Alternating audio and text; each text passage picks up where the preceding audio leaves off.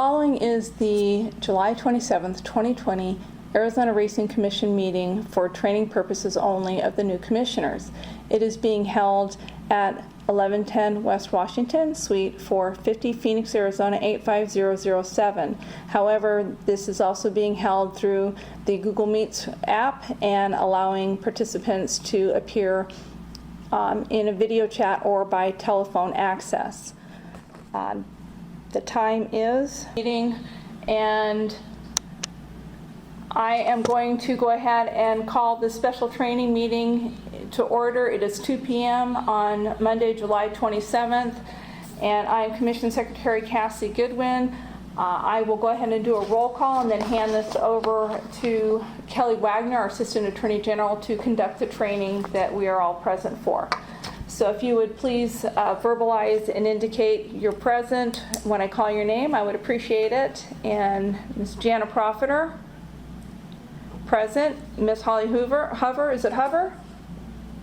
Hover, Ms. Holly Hover. And Roy Goray. Charles Coolidge. Okay, Chuck is not present. He did indicate he was accepting the meeting invitation, so when he comes up into the meeting, I will go ahead and make that announcement. So, okay, Kelly, I will go ahead and turn this over to you, and you can go with your presentation.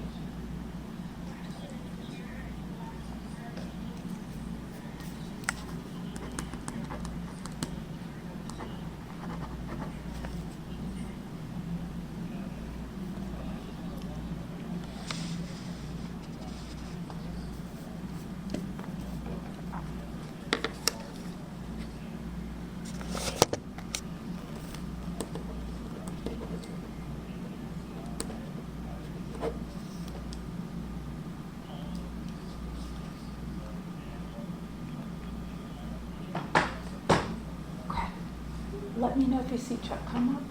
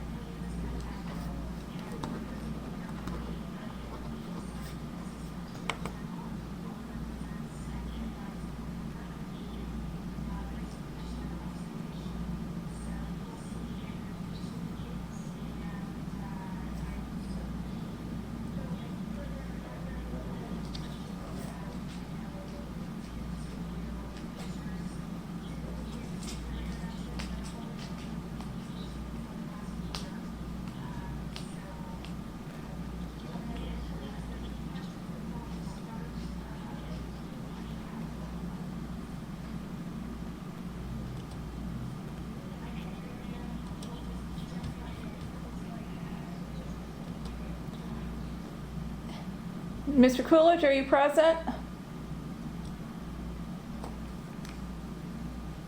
Mr. Coolidge, are you present? Chuck? Oh, no problem. I was too when I first called your name.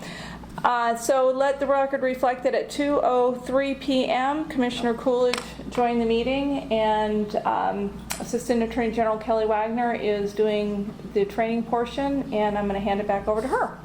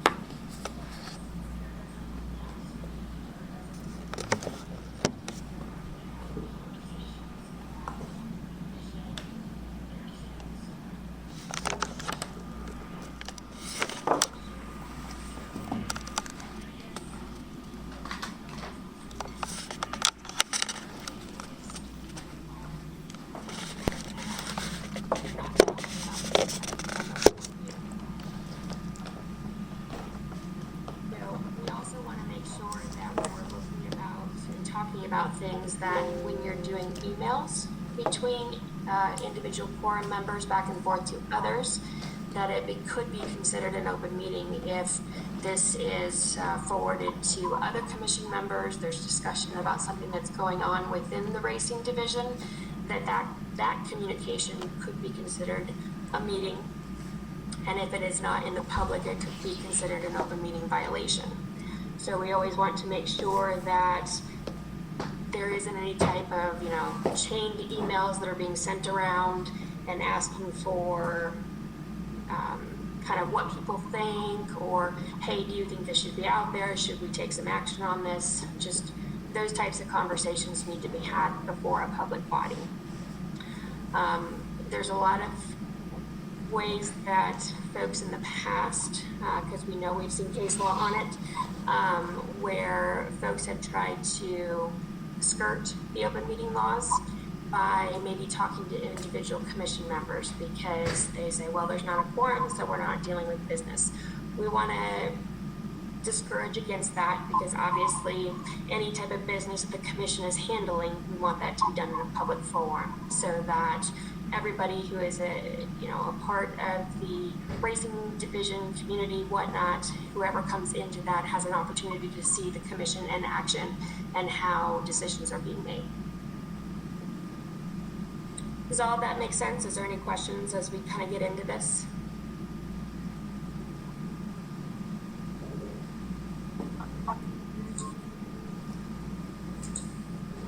It does, Kelly. Thank you.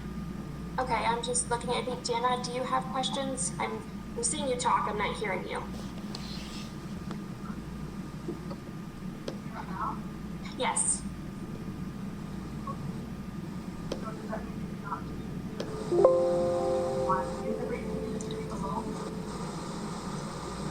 You can certainly have conversations with folks in general, because I know that y'all have, contacts and you're part of the racing industry.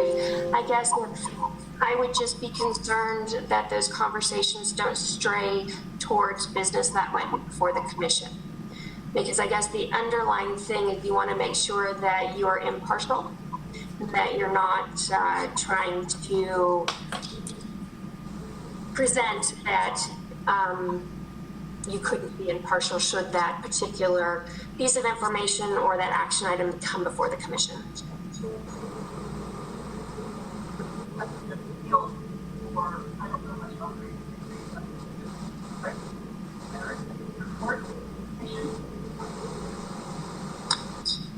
I'm sorry, Jason, is there any way that we can increase Commissioner Profiter's mic? I'm not hearing it very well. Let me see what I can do, but I don't know if I can. Okay. Okay. Commissioner Janet, is it possible for you to move your microphone closer? Okay.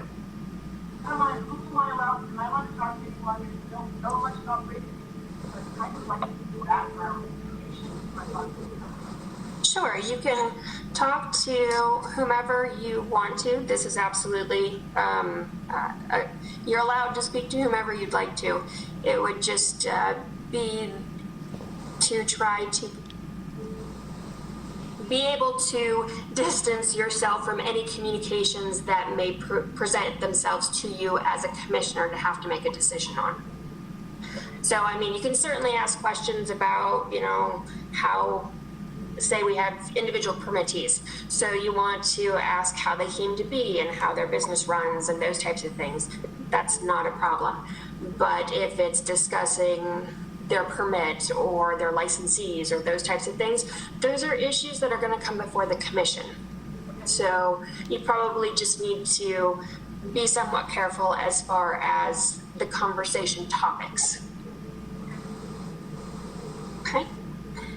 Doesn't look like there's any other questions, so we will continue on. Now, one of the things that sometimes comes before the commission is something will come up in the general community and it's been expressed to a commissioner that, hey, this is an issue. And so a commissioner may write into the department and say, hey, I'd like to put this on the agenda. And It can be such a thing of, we would like to talk about this subject, but we want to be careful about the type of language that's used, as far as you don't want to say, I think we should take an action on XYZ. It should be, there seems to be an issue out there concerning XYZ, let's discuss, kind of deal.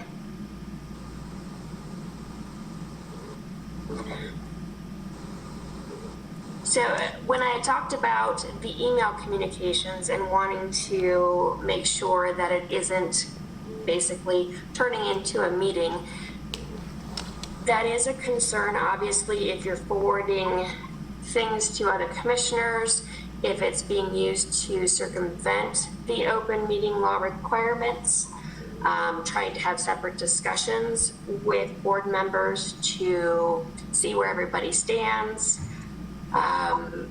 Obviously, those would be concerning because they could potentially show up as a quorum and then there could be a violation. But also know that email communication with regard to your business as a commissioner is considered public records.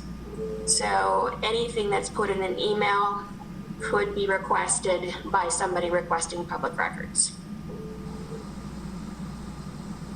And when emails are a little tricky because you want to make sure that it's not like a discussion, but you also don't want to try to work it so it's like, okay, I send you an email one day and then another commissioner jumps on it the next day and then another commissioner jumps on it the next day. It's still a communication and it still could be considered a quorum if all the commissioners are weighing in on it or discussing an action that the commission might need to take up. So just be aware of that. Obviously, again, communications to the department aren't necessarily considered an open meeting law, especially if it's just a request for something to be on the agenda, if it is very broad, or if it is an email from the department to the commission, including your packets, your agendas, those types of things, they aren't considered open meeting law violations. So you will be receiving from Ms. Goodwin emails with your packets and information concerning upcoming commission meetings as far as agendas and those types of things. Now, when I had talked about emails to the department and potentially looking at some of the things that could be proposed on an agenda, I do have some examples. So if you've got, say, Councilperson Smith was admitted to the hospital last night, so that goes on the agenda. It's not proposing any type of legal action. But if you've got, we should install a crosswalk at First and Main, that's proposing potential legal action, and so that could be it's suggesting an outcome that a commissioner would like to see.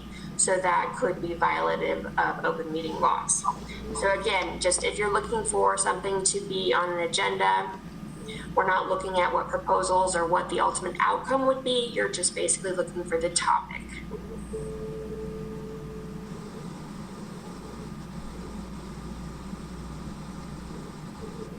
Now, another thing, and again, this kind of goes really in depth for you folks, but you don't want to try to solicit third parties to communicate to other commissioners for you, or to try to have agenda items put on or anything like that. That person could be subject to penalties. You as a commissioner, if it were determined that that could happen, you could be subject to penalties. So it's always, we're not thinking that that's going to happen, but it's just something to be aware of, that it's always important just to be transparent and open with your duties with regard to the Racing Commission. All right. Now, what we're doing right now, video conferencing through, I think it's Google Meets, Zoom, telephone, Those are certainly things that are allowed with this commission. We've had meetings in the past where the commission members have not been able to appear in person, so they were allowed to appear by phone. Obviously, with the pandemic, we're having more Zoom and Google Meets meetings, so this may be what meetings look like going forward. Again, this is a public forum, and were this a commission meeting that had an agenda that was pretty typical of what is for the Racing Commission, there would be, the chair would be leading going through the agenda, there would be discussion, there'd be public comment, those types of things. So it would just be like we're in person, except we're looking at each other on a computer screen. And if we would need to go into anything like executive session or whatnot, then that'll be a separate topic, and we'll get to that as we're going here. Now, sometimes there are events happening where a quorum of commissioners may appear. Say one of the permittees invites the commission to come to a specific day out at the racetrack, and I believe last fall there were several opportunities, last summer and last fall, several opportunities for the commission to go to different racetracks for the whatever event they had going on. And so when that happens, typically Ms. Goodwin does announce at the meeting that, hey, this event is happening. There's a potential that our commissioners may all appear and that there may be a quorum at this event. And so that is basically a courtesy notice to the public that a quorum may be present. Usually, and I believe Ms. Goodwin, correct me if I'm wrong, but those statements say that no public business will be conducted or discussed and no action will be taken at these social events. Correct. And you as commissioners would just refrain from having any conversations regarding any business that the commission may have before it. You can certainly exchange pleasantries and be around each other. You want to make sure that no business is conducted at these social events. Now, with the open meeting laws to comply, typically when we're in person, we need to make sure that a good location is found for the meetings. So the meetings have to be accessible. They can't be in a place that would obstruct or inhibit public attendance. We can't put it in a place that's hard to get to or only has room for 4 people or those types of things. Prior to the pandemic, the commission meetings were held on the 2nd floor of the building that the Department of Gaming is located in at 1110 West Washington. And there was a large conference room that the commission typically had its meetings at. I don't know what that's going to look like going forward with pandemic if we get back to the point where we can be in person with each other. But at least at this point, our meetings are being held over virtual technology. And so again, as you saw, or you may not have seen with the notice, it was provided where the meeting was going to be held. So it was through the Zoom meeting, and Google Meets meeting, and it was given the opportunity to click in or call in. So that's the accessibility that has to be provided so that the members of the public can have access to this meeting. As part of the statutes, notice, like I said, has to be given of any type of meeting that is going to be held where quorum is going to be present to discuss commission actions or duties. And that notice has to be conspicuously posted at specific locations. If you've been to the gaming website, you will notice if you go in under the racing tab that it is set up on the website to show meetings, and it has past and the upcoming meetings, and it has the notice, it has the agenda, and then if the meeting has taken place, it has the audio of the meeting that has taken place. And The notice for the meeting is also posted in the 1110 building on the first floor. And I believe, Ms. Goodwin, that is the official location for the notice. Is that correct? That is correct. Okay.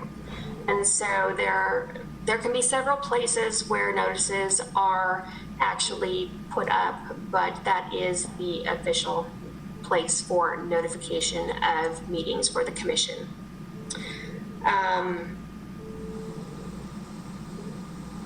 They are posted during normal business hours.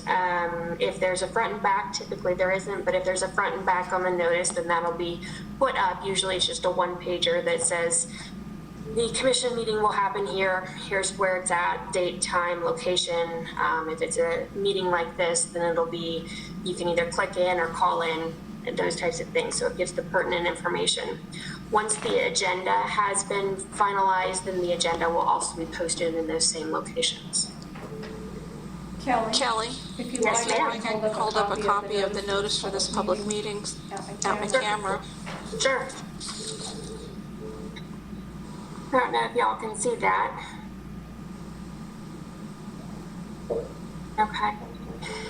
And so this is also on the website too, so you can go back and click through some of the old meetings and see what the notices have looked like, the agendas have looked like, and if you're curious as to what previous commission meetings sound like, you can click on the audio versions and listen to them as well. So notice for meetings have to go up at least 24 hours in advance to provide the public and the members of the public body notice that a meeting is going to occur. Like I said, it has to contain who it is, so the Racing Commission. It has to contain the date, time, and place, the address and the room number for the Google Meets information, the agenda or how to obtain the agenda. If there's going to be an executive session, it will be specifically noted on the agenda where the commission believes an executive session will likely occur. If there's not a belief that an executive session will occur, still there is a general statement that if there are any questions that the commission has that it believes fall under the categories for executive session, that the commission can vote to go into that. Now, the Racing Commission's meetings are held on a consistent date. Is it the second Thursday of every month? Yes, 10 a.m. All right, so that's typically what the meetings for the Racing Commission are going to be. There are opportunities, or there have been instances where special meetings have been requested and called, and those have been noticed in the 24 hours with the same information. But typically the Racing Commission then just does meet on that monthly basis.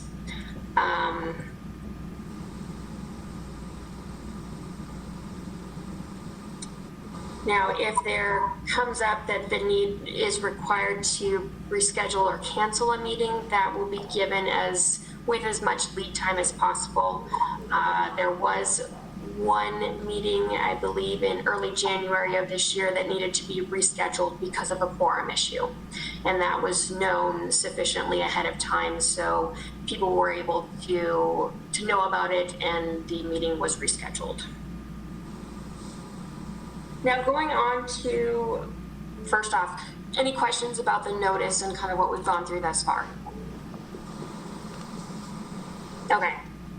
All right, now with the agenda item is going to, or excuse me, the agendas are going to have numerous different items on that. So if there's any type of legal cases or whatnot that the commission is involved in, that is usually placed at the top of the agenda for the Racing Commission. Underneath of those, because they are legal cases, the statement about executive session is included in case the commission decides that it wants to obtain legal advice or provide legal direction to its counsel. And at that point, it would be voted on to whether or not to go into executive session. Now, executive session is going to be a completely separate meeting than the public meeting. And what has occurred in the recent past is that the commission has actually removed itself from the meeting room and gone to a separate conference room to conduct its executive session. And that executive session is done by roll call. It's audio recorded as well. So there is a record of what is happening with the executive session. But that's typically on the top of the agenda. And then there is usually a section that is, I believe, call for action or action items. And those are items that the department and or the commission has scheduled and set forth that something needs to occur with a particular instance or a particular item that has come before the commission. So it's Kelly, I've Yes. just got one quick question on the executive session now in the new format. We will need to make sure that we disconnect from the current meeting. Yes, and I believe Ms. Goodwin has already spoken with IT about setting up a completely separate Google Meets for the commission if an executive session is requested and voted on and approved. Yes. Yes, we have made arrangements to send out a separate email message that is titled Executive Session for like 8/13/2020 meeting.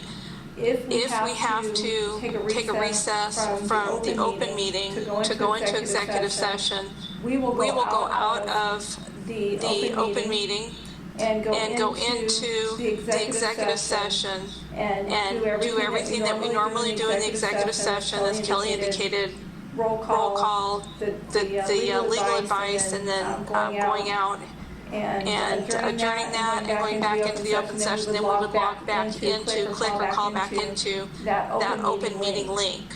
So we'll get Will to there it. be somebody that will validate that we have all left the current meeting? Yes, I will have IT or somebody like, for instance, Greg Stiles, who will be at most of these meetings, or IT person will make sure that we are out of that meeting, so that when we go into the other one, it is meeting the executive session rules as far as the confidentiality. Okay, I'll shut up now. No, Shut up, good question. There's a lot of questions out there since this is kind of a new landscape. We definitely don't know what this is going to look like, so it's changed up how we do things quite a bit. Okay.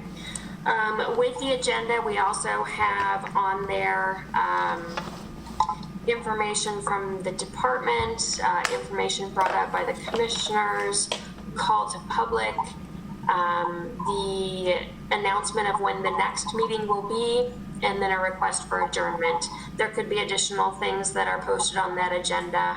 It'll just depend on what the month brings. Those agendas have to provide information sufficient enough so that members of the public absolutely know what is going to be acted upon by the commission, what is going to be presented to the commission. So there can't be acronyms or legalese and agency slang, those types of things. It's spelled out so that anybody picking up that agenda can look at it and know exactly what the commission is going to be looking at that particular day. Right, I lied, I'm gonna ask another question. Absolutely. Since I'll be chairing a meeting here in a few weeks.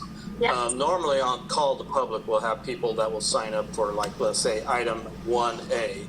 And I always have the sheet in front of me, so I know that they want to speak to that item. How will I, as the chair, know that somebody has signed up to talk about that item?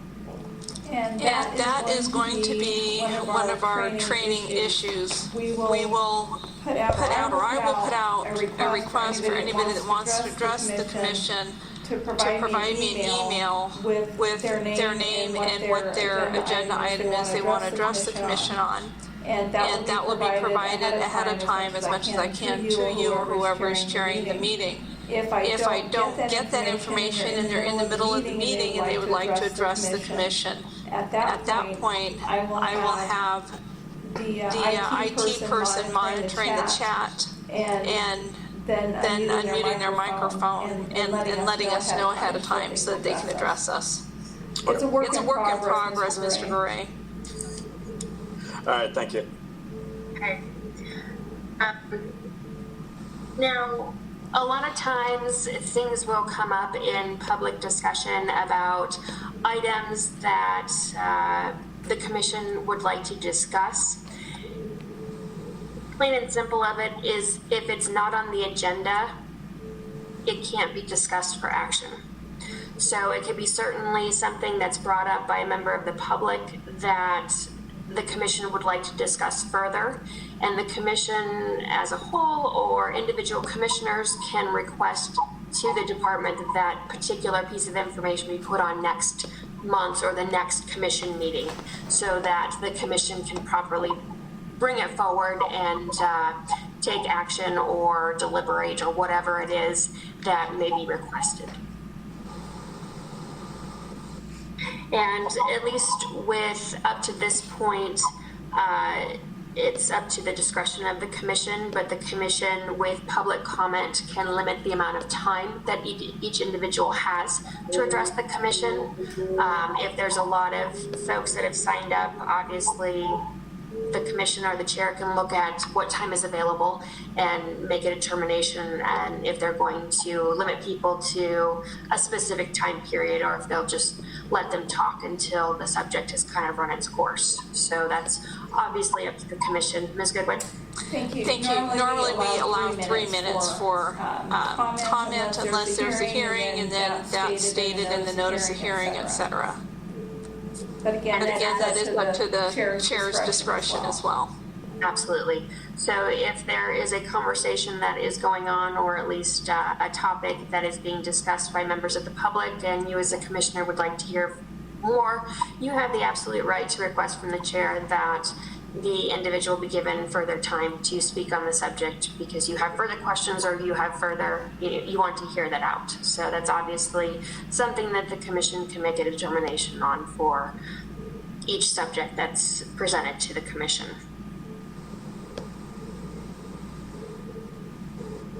Okay, so folks have said, well, what if there's an emergency situation that comes up? That is something that can be addressed in emergency meetings. Not everything is an emergency, and the emergency proceedings give a shortened, condensed time period as far as when notice has to be given and those types of agendas for that particular emergency situation. But like I said, not everything is an emergency. Very rarely, frankly, is there an emergency. If, I don't know, I guess if maybe potentially another pandemic like this comes up and there was something going on which was threatening the health and safety and welfare of the entirety of Arizona, that could be considered something that potentially could be looked at as an emergency. But most oftentimes it can be addressed through special meetings. And that would be meetings that are scheduled outside the regularly scheduled time, place, and time period for commission meetings. This meeting that we have today is actually a special meeting since it's outside the normally scheduled time frames, and it was appropriately noticed and agendized so that members of the public could join if they wish to be a part of it. You as a commission member will receive packets from Ms. Goodwin containing information and documents necessary to go along with your agenda. Members of the public can speak with Ms. Goodwin to receive copies of those packets. Most documents are going to be considered public records, and so the public would have an opportunity to review most of those documents. Any changes that need to be made to the agenda will be made at least 24 hours prior to the meeting. It happens sometimes. At this particular meeting, there was a change, an amendment to the agenda. So that was posted as an amended agenda. Ms. Goodwin? Just stepping back on the meeting packets. Because some of these are going to be pretty large, they may come in piecemeal to the commissioners. I apologize for that, but that is the best that I can do. And they will be in Adobe format, so make sure you have an Adobe program on your system in order to review them. And you will not need to print out the packets coming to the commission meeting. There will be technology available for you to review the packets during the meeting. If you want to print them out, you absolutely can do that. But if you want to just forego that, there are tablets that the commission has used in the past that those or packets get loaded up onto so that you can view it in real time. Any questions about what we've gone through thus far? None? Okay. Now, I briefly touched on executive sessions, and there in statutes, there are 7 specific categories that allow for boards and commissions to go into executive session. Executive session is basically a gathering from which the public is excluded. And so it is an opportunity for members of the public body to go into a session with their counsel to receive legal advice or to direct the counsel as far as legal direction.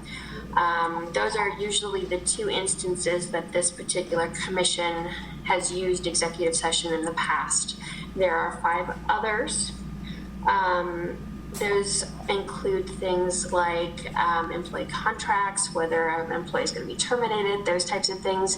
Most of those other provisions don't usually apply to the Racing Commission. There could be a one-off, but the legal advice is usually the reason that the commission may look for executive session.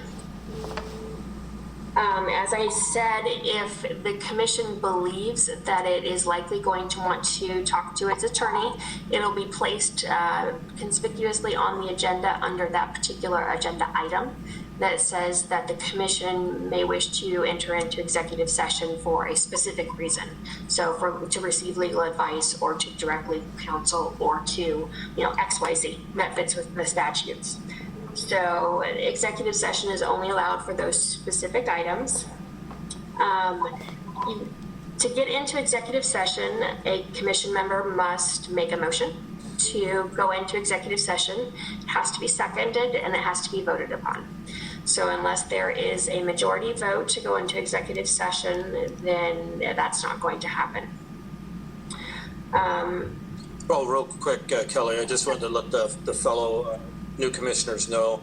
Oftentimes in the last few years, the executive session for these type of things, we've moved them to the end of the agenda just because there were so many people at the commission meeting. We went ahead and got through the day-to-day business that most of the people were there for, and then moved the going and getting our legal counsel to the end. So if we got back to where we were meeting again face to face, that's a possibility. I just wanted them to be aware of that.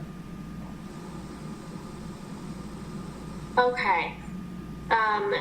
When the commission goes into executive session, you will be cautioned that the matters discussed within the executive session are confidential, as are the minutes. Those are confidential by statute.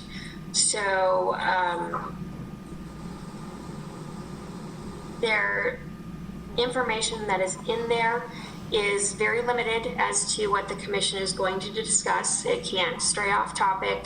Can't start talking about things that might have popped up in the public realm or whatnot, but it is for the very specific purpose of why you've requested to go into executive session. The session will be, if it's for legal advice, it'll be exactly that, asking your questions as far as legal advice for a specific thing. No action can be taken in executive session, so there can't be deliberation about the merits of an action. There can't be deliberation about how people think they're going to vote. There can't be deliberation about where they think the vote might go, or a straw poll or anything like that. It is strictly to receive advice, to clear up any questions that an individual commissioner might have if it is for legal advice, and then to exit the executive session so that those discussions and those deliberations and those actions can be taken before the public body. Another quick question. The chair always had to read some long statement Will the chair still have to do that? If so, will that be sent, or will the secretary be reading that now? It can be through the chair, or if you wish to delegate it to the secretary can do it, but that long statement will be read. Yeah. Yes. So moved, secretary. We're We're not having action items on this meeting, Mr. Ray. So basically, it is just a long statement reminding you that executive session is confidential in nature, that information that is discussed within that executive session is not ripe for public conversation. It's not to be provided to any individuals who were not part of the public section or executive session. And if there are potential or is potential information that gets disclosed from an executive session, there could be penalties associated with that. So the executive session is it's a statutory thing, it's a big deal, and the confidentiality of it is a big deal. Now, like I had said, that there was a number of things that typically aren't going to be in front of the commission as far as executive session, but those are personnel matters, confidential records, legal advice, litigation, contracts, and settlement discussions. So with your attorney, employee salary discussions, international, interstate, and tribal negotiations, and purchase, sale, or lease of real property. So again, the majority of those statutory areas for executive session aren't going to be before the commission, but those are the areas that do allow for executive session to be had. Now, who's going to be in the executive session with you? So members of the public body, the Racing Commission, officers, appointees, and employees as allowed by statute. If the Auditor General is there in performance of official duties, and only individuals whose presence is reasonably necessary in order for the public body to carry out its executive responsibilities. So this isn't going to be a mini public meeting where lots of individuals are in there giving their 2 cents. This is an executive session for the specific purpose that it was voted on to go into executive session. The people in there, for the most part, will likely remain silent and only answer questions if there's a specific question that needs to be answered to further the legal advice or the consultation or whatnot. So when I'm talking about legal advice, it's legal advice for the public body. As an Assistant Attorney General, I don't represent individuals that come before the Department of Gaming. I represent the commission. I represent the Department of Gaming. I also represent another commission that's within the Department of Gaming. And then I provide legal advice to the officials within the Department of Gaming on legal questions that they might have. So this isn't, a lot of times folks will come up and ask a specific question that is a legal question expecting to get a response from me.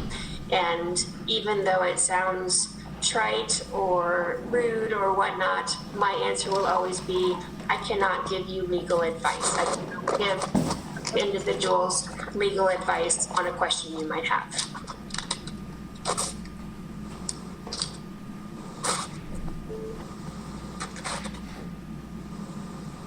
Okay. So as part of the statutes, executive sessions are required to keep minutes. That will be the audio that Ms. Goodwin will take, or the Zoom meeting that is being recorded.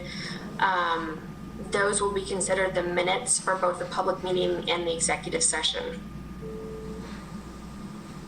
And the minutes, if you go back and you listen to the minutes that have been posted on the website, you will hear Ms. Goodwin's voice always at the beginning of each session come back and say, this is the 667th Racing Commission meeting held on X date at 10 o'clock, and then they'll go in and roll call will be taken and those types of things.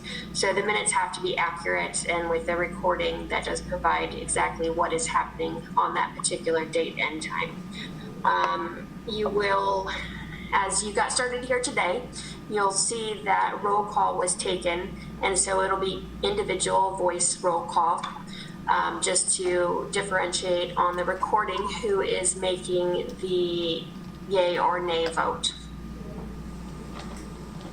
As well as making the motions. Correct, because Ms. Goodwin does indicate on the audio recording who makes the motion and who makes the second. And if it comes to a vote, then she goes through and does an individual roll call for y'all. The public does have access to the public meetings, and those are placed on the AZ Gaming website for public consumption. Executive session meetings or recordings are considered confidential by statute, and there's only specific individuals who may have access to that. So members of the public body, which would be the Racing Commission, including any members who did not attend the meeting. Any officer, appointee, or employee who is the subject of the executive session, but only for the portion that concerns that person. The attorney for the public body, the Racing Commission, the Auditor General, the Attorney General or County Attorney if they are investigating an open meeting law violation, or the court if an open meeting law violation has been alleged. So that is by statute who may have access to executive session minutes, and other than those folks, it is considered confidential.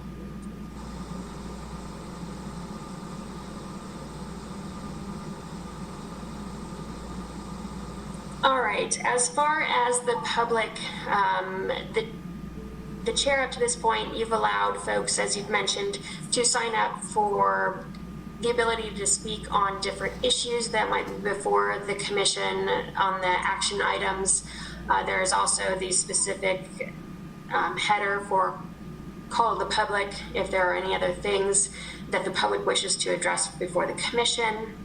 And as Ms. Goodwin indicated and Chair Gray, prior to going into virtual world, there was a sign-up sheet that folks would sign up and indicating what topic that they wanted to discuss. That looks to be being addressed for the virtual world, and it probably will have some hiccups as we go along, but for the most part, I know I have confidence that our IT department will be doing everything they can to make sure that there aren't too many problems there. When individuals speak to the commission, they're asked to identify themselves, again, for accurate minutes and record keeping of who is addressing the commission and what is being discussed. Obviously, there's a discouragement that, again, not only do we want the commissioners to discuss and do all of the action items in public, we also want that to happen when dealing with members of the public at the meeting. So it's discouraged to have individual members of the public come in and up and speak to individual members of the commission, other than, hi, how are you? It's good to see you. It's been a while. Obviously, if it's going to turn to information or discussion about what's on the agenda, they need to be reminded that this needs to be done in open meeting so that everybody can hear what's being said and there can be no claims that something untoward is happening. One other thing that you may notice is that members of the public do have the right to record sessions. So not only is the department recording what's happening, but other individuals may record a meeting and what is happening. So just know that there could be several recordings out there of what's happening and what's going on within a meeting. So obviously, if there's concern about something happened outside of an open meeting and it should have happened in open meeting, that's something that needs to be brought to the attention of the commission. Obviously, your legal counsel will want to know that as well. There are several ways to rectify the situation, but it could be such a thing that there is legal consequences of things that happen outside of legal or outside of open meetings. Obviously, if that happens, then there could be visits from different agencies, the AG's office, the ombudsman, those types of things to deal with what has happened. There may be training. Obviously, as you're going through everything, you really just want to think about public perception. And you may know that the conversation that you had with this individual was just benign. It was just a conversation of, hey, I haven't seen you in a while. How are things going? But to somebody else, especially if there is something involving that individual on the agenda, another person can look at that and say they're conspiring. They must be doing something untoward. They must be doing something behind the scenes and we don't know what's going on. So it's always just looking at your actions as far as what somebody else would think.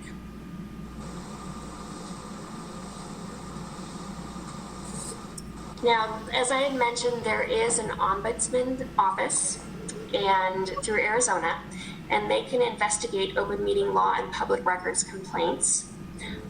They can take anonymous complaints, and they do offer training.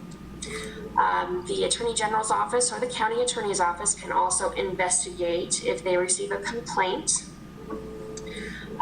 Private parties, could actually bring a suit if there is a concern that open meeting laws were violated. They could potentially be entitled to attorney's fees and costs. There would have to be a finding that the information was deprived, or the public was deprived of the information with intent to deprive. And so there could be the potential that an individual commissioner could be personally liable for any damages that would happen there if it was found that there was an intent to deprive the public of the information. If an action were deemed to be taken outside of the open meeting process, that action could be nullified. There could be civil penalties imposed. There could be penalties against the individual that committed the violation, and against anybody who aided or abetted an individual in committing a violation.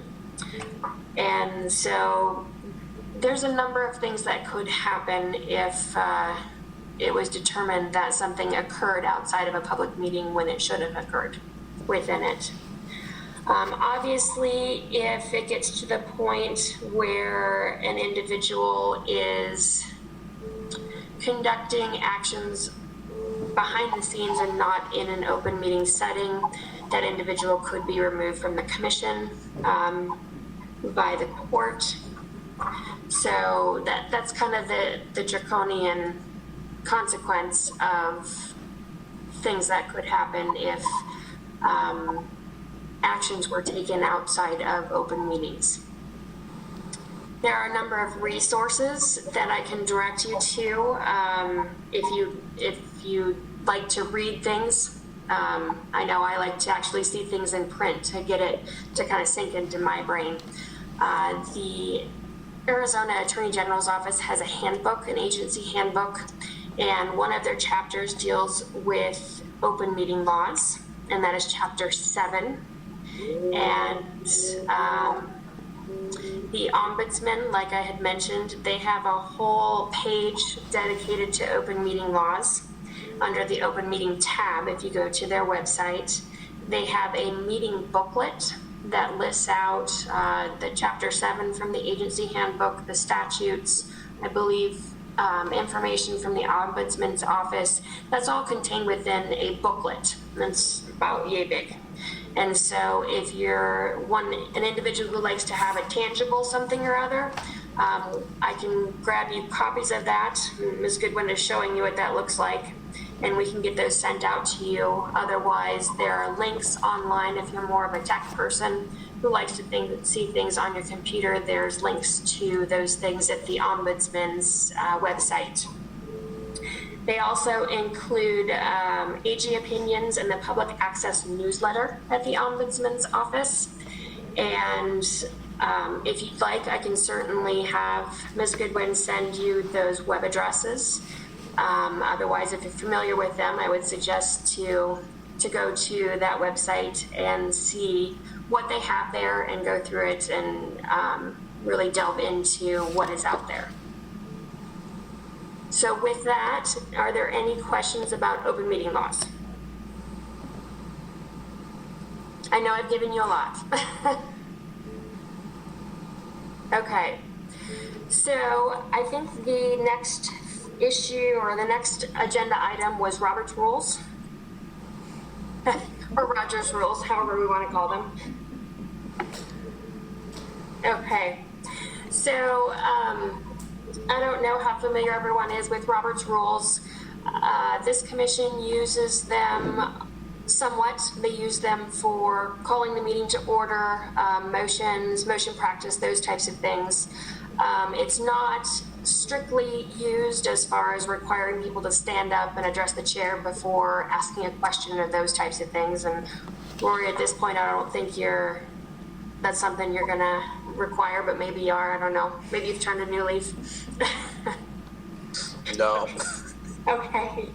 So typically what happens is the Robert's Rules is parliamentary procedure. So basically it just allows a meeting to run and function in a particular manner so that it's, I guess for lack of a better term, civilized. It's not just a free-for-all as far as ideas and whatnot. So with the chair running the meeting, the chair calls the meeting to order, determines if there's quorum, and then the chair will go through the agenda item by item. Meeting business action items are typically conducted through motions. So it's typically going to be, I move to accept XYZ.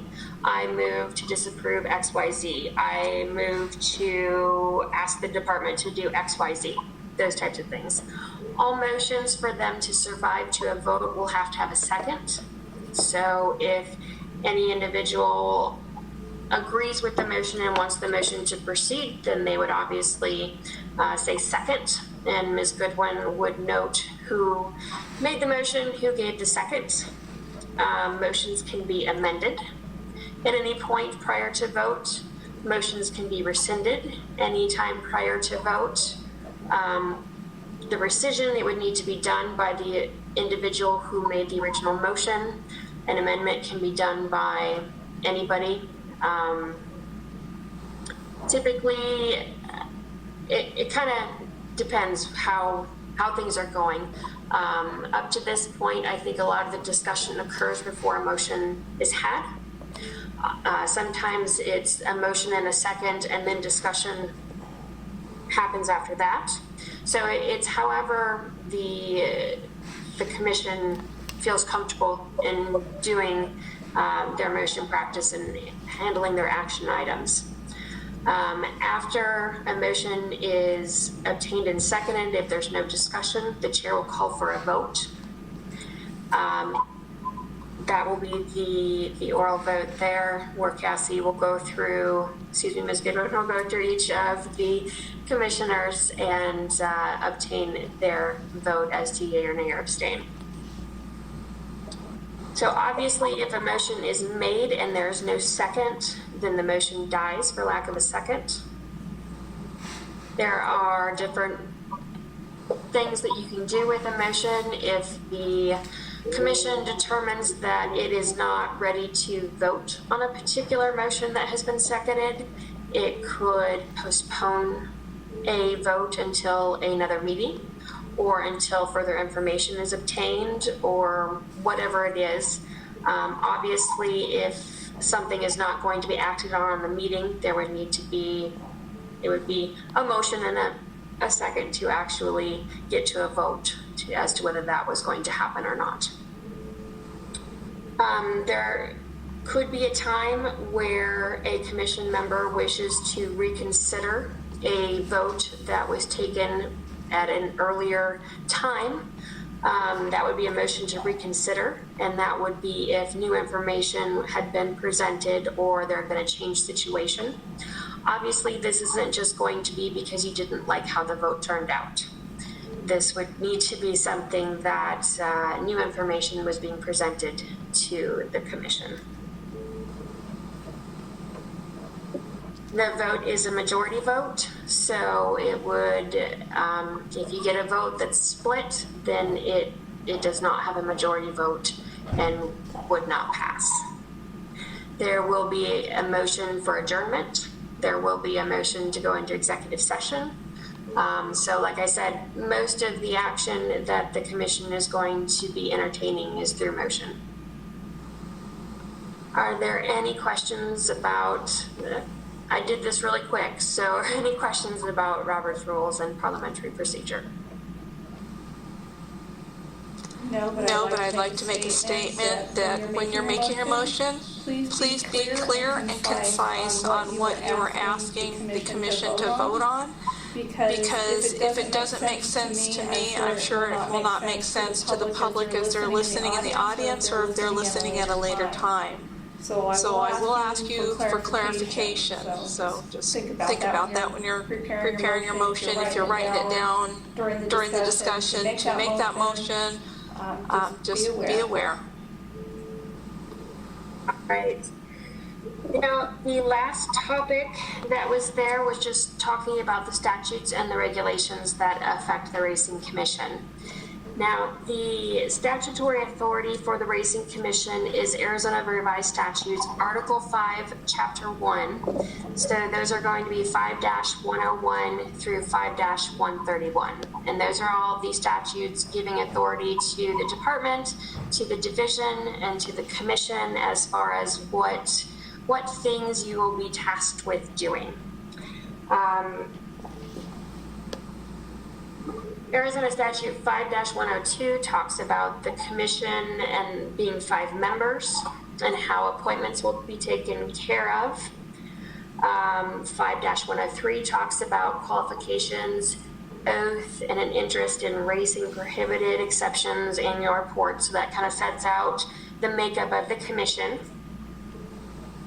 5-103.01 talks about prohibited activities of commissioners. 5-104 is Arizona Racing Commission Director, Division, Powers and Duties. So this really sets out the overall powers and duties that the Racing Commission has.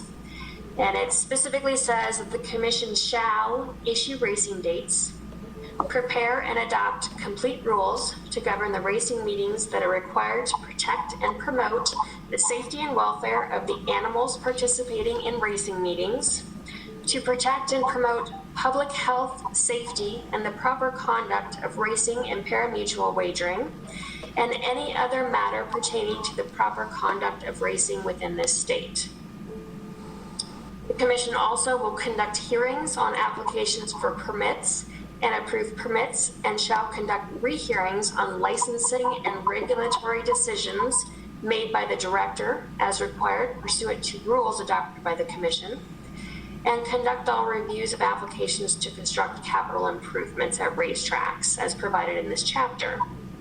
Now, as you go along through the statutes, you'll find that different authorities have been given to different things.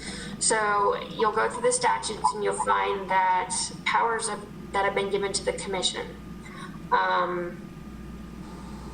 You as the commission have the ability to administer oaths, issue subpoenas, establish licensing periods, adopt rules about keeping videotape, certifying a horse as Arizona bred, utilizing the Office of Administrative Hearing, adopting rules for an annual audit, reduce racing days, approving stewards, lots of different things.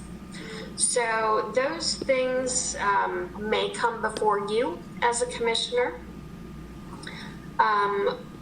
In the rules, which are in Arizona Administrative Code, Title 19, Chapter 2, there is a specific administrative code, 19-2-124, and this gives the rules for the commission if something comes before the commission as far as reviewing it.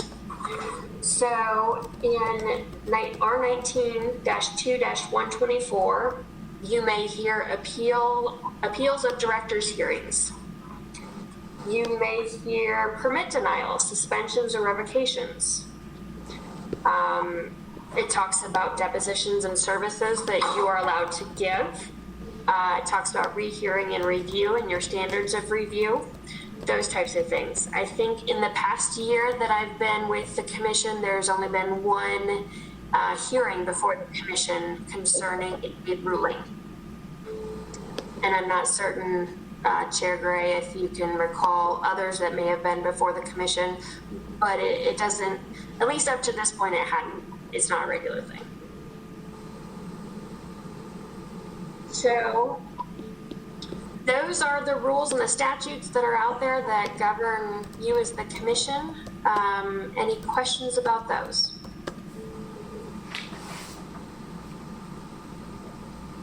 None? Okay. Chair Gray, is there anything else that you wanted to address with the commission today before we look at potential adjournment? No, I think I'm good. Okay.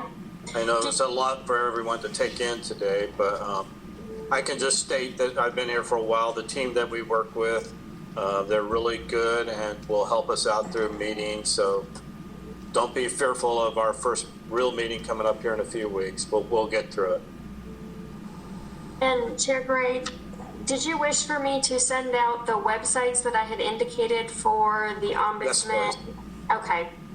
I will send that to Ms. Goodwin and she can forward that to the commission. Obviously, that email would be available for those in the public too who wanted to know where these particular websites are as well. And then if anybody wanted to receive on the commission wanted to receive a paper copy of that public or open meeting law booklet from the ombudsman, just let Cassie know and we can get copies sent to you. Just so that you folks know that if you have any questions, please reach out to me. I'm here to assist you and we will find you an answer. So there's no stupid questions. That's how we all learn and grow.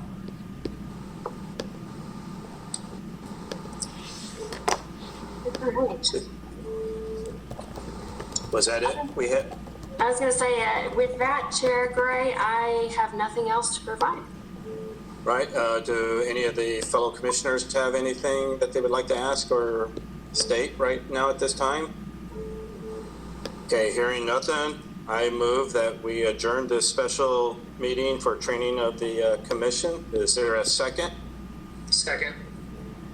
That was Chuck Coolidge seconding it. Thank you. All those in favor, say aye. Aye. Opposed, say nay. Madam Secretary, can you please call roll? Commissioner Coolidge? I hate this, Mike. Yes. Thank you. Thank you. Commissioner Gray? Yes. Commissioner Hover? Yes. Commissioner Profiter? Okay, Okay, gotcha. Okay, the motion's been made, seconded to adjourn, and so the time is 3:13 and this meeting is adjourned. Thank you. See you in a couple of weeks. Sounds good. Thank you all. Thank you, goodbye.